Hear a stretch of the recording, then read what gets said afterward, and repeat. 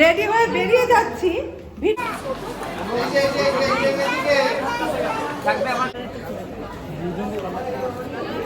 এই যে টিস্যু যদি একটু স্পেস থাকে না দেন তাহলে বাংলাদেশে যাচ্ছি ফাইনালি। হচ্ছে হ্যাঁ বর্ডার পাস হয়ে যাবো। দূর যাওয়ার কথা ছিল কবে, আজ হচ্ছে হ্যাঁ সানডে, কিন্তু অবশেষে যাচ্ছে। এখানে তেল ভরছে গ্যারেজে, পুরো অন্ধকার পাম্পের মধ্যে। এদিকে যে আর বাংলাদেশের কোনো চিন্তা নেই, বাংলাদেশ নিয়ে ভয় নেই। আমাদের একটু কাশ্মীর যুদ্ধ নিয়ে সত্যি মনটা খারাপ লাগছে। এখন চলে এসেছি আমরা গোমা অবধি, আর প্রচুর গরম, প্রচুর মানে এত গরম লাগছে রোদ্দুরে, মানে এসি কাজ করছে না। কি বলবো, আর যেতে হবে তো কত দূরে, সেই সবে গোমায় পৌঁছানো, এই হয় অসুবিধা। গরমটা খুব পড়েছে। না না রে, গোমাটা এই সামনে, হ্যাঁ সামনে গেলে হ্যাঁ হ্যাঁ ওই যে কয়েক মাথা আছে না, ওইটাই আমার মনে আছে যে গোমা গোমা ব্যাপারটা। এখনো বহুত দূর, বহুত দূর। অনেক ঝড় ঝাপটা বাধা বিঘ্ন পার করে ফাইনালি বাংলাদেশের উদ্দেশ্যে রওনা দিয়েছে। আর এই রাস্তাগুলো দেখতে এত সুন্দর লাগে না। যাই হোক চলো, গুড মর্নিংই তো তোমাদের বলা হয়নি। Welcome back to my new blog. ভালো লাগলে অবশ্যই ভিডিওটা দেখবে। আশা করি পরপর সমস্ত কয়েকটা ভিডিও যাবে। বাংলাদেশে গিয়েছি, এই ভিডিওগুলোই তোমরা দেখতে পাবে।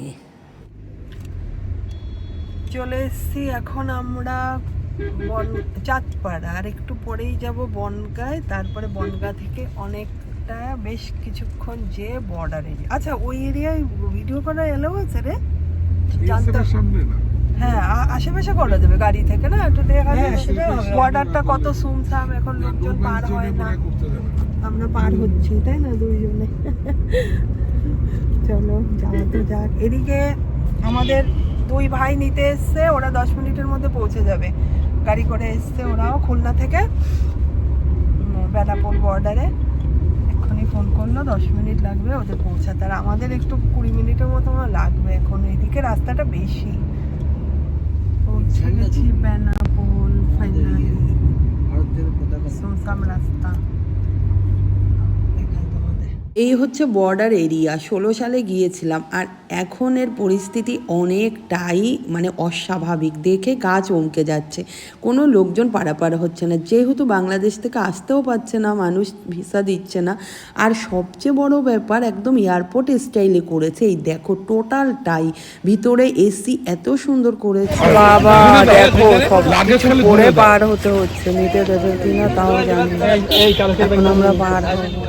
দুই ভাই নিতে চলে এসছে আমাদের, আর এই বাংলাদেশের রাস্তা দেখো তোমরা, এটাও কি সুন্দর। যে যেমন ওখান দিয়ে আসছিলাম না, ভালো লাগে, হ্যাঁ খুব সুন্দর। দেখো যাচ্ছি চিকর গাছে ছাড়িয়ে, তারপরে যাব শহরে। রকি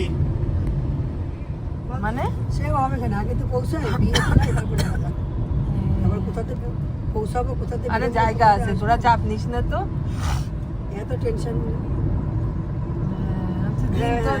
তারপরে দেখা যাবে। তাহলে কি লিখবো বল, তাহলে কি লিখবো? তারপর উল্টো পাল্টা লিখলে তারপরে যদি নিয়ে নেয়, সারা জায়গা বয়ে আয় না, গঙ্গা জলটা কাটে পড়েই গেল। না না পড়েনি সব, না না একটু লিক করেছে এই যে ভরা। গঙ্গা জল পড়ে যাচ্ছিল, গঙ্গা জল নিয়ে এসছে মামির জন্য, ছোট মামির। আর আমরা এখন একটু দাঁড়িয়েছি, ভাই কিনতে গেছে বিস্কুট আর হচ্ছে কেক টেক কিনতে গেছে, এগুলো খেতে খেতে বাড়ি চলে যাবো। আমি তো কানেও খুলে ফেলেছি রে, অত বড় পাশা পরে থাকা যায়? আমার তো ব্যথা হয়ে গেছে। এবার ছোট দুটো খুঁজে খুঁজে পড়ি, নাহলে খালি কানেও তো ভালো লাগবে না। পাতলাটা খুঁজে পেলাম না। এবার ব্যাগের মধ্যে পুরো সব ঢুকে পুকে একাকার হয়ে রয়েছে, কি অবস্থা। প্রচুর, গাড়িটাও ভালো, এসি। বিভৎস গরম পড়েছে, বাংলাদেশেও প্রচুর গরম। আমরা কিন্তু বসে 4 ভাই বোন ভালোই গল্প করছি, তার মধ্যে আবার সাইল ভাই, ওর একটু ঘুমও পেয়ে গেছিলো, স্বাভাবিক কথা। ঠিকঠাক না ঘুমিয়ে সেই সকালবেলা বেরিয়েছে, ও ঘুমাচ্ছিল। আবার হলুদ সন্ধ্যা আছে কিন্তু আজ রাত্রে, সেটাতেও অ্যাটেন্ড করতে হবে, এই নিয়ে আলোচনা করছিলাম। আর দেখো অন্য টন্য মাথায় দিয়ে বসে আছি কেন, এসির হাওয়া লাগছে প্রচুর। ফাইনালি পৌঁছে গেলাম, বেজেও গেছে 6টা, তারপরেই পৌঁছে গেছি 6টার সময়। সমস্ত লাগেজ ছোটো মামার বাসায় রেখে চলে এসেছি সেজো মামার বাসায় খেতে।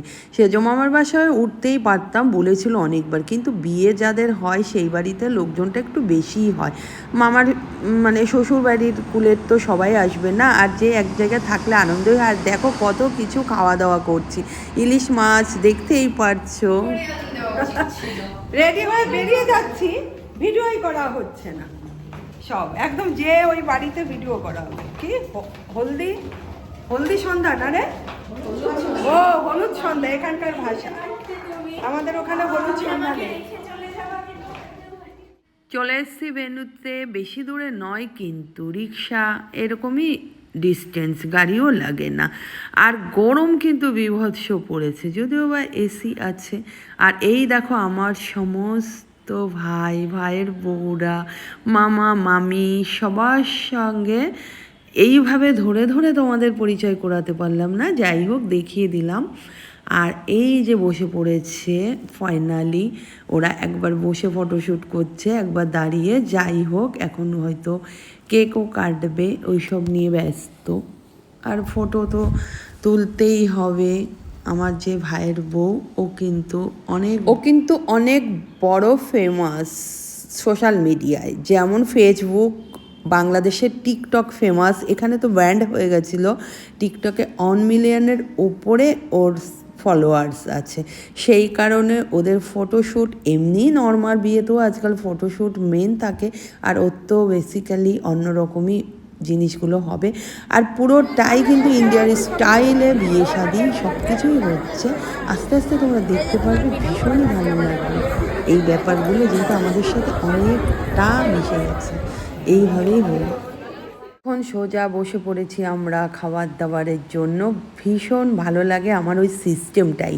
দেখো অনেক বড় টেবিল, একটা টেবিলে 2জন ফিক্স থাকে ছেলে খাবার দিতে, ওরা শুধু একটা টেবিলেই দিতে ব্যস্ত হয়। আর এতজনে বসি, গল্প আড্ডা এত ভালো হয়, ভীষণ ভালো লাগে। আমি আবার দেখো পুচকুটা বাবাটাকে নিয়ে একটু ছবি তুলছি।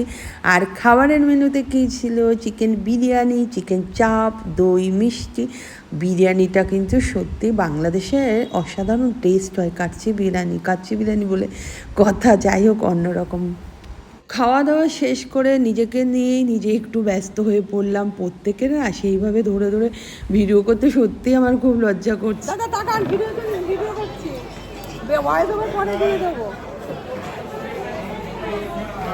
এই হচ্ছে বললাম দাদার তাকান ভিডিও মানে করছি, আমার বড় মাসির ছেলে। আর পাশে বসে রয়েছে আমার মাস্তুতো বোন, তাই ওদের নিয়ে তো একটু গল্প করছিলাম, একটু ভিডিও করে নিই। এত আওয়াজ হচ্ছিল তাই না, কথাটা ঠিক বলা যাচ্ছিল না, তাই বললাম ভয়েস ওভারটা বলে দিই। আর ওদিকে বসে রয়েছে আমার সেজো মাসি, বড় মামি, মোটামুটি সবাই ছিল। ফাইনালি ভিডিওটা আমি এদের নিয়ে শেষ করছি, যেহেতু গানের মধ্যে যে নাচটা দিয়েছে অসাধারণ হয়েছে। গানটা আমি তুলে ধরতে পারলাম না, ইউটিউবে কপিরাইট খেয়ে যাব। যাই হোক চলো, নতুন জীবন এদের সুখের হোক। টাটা।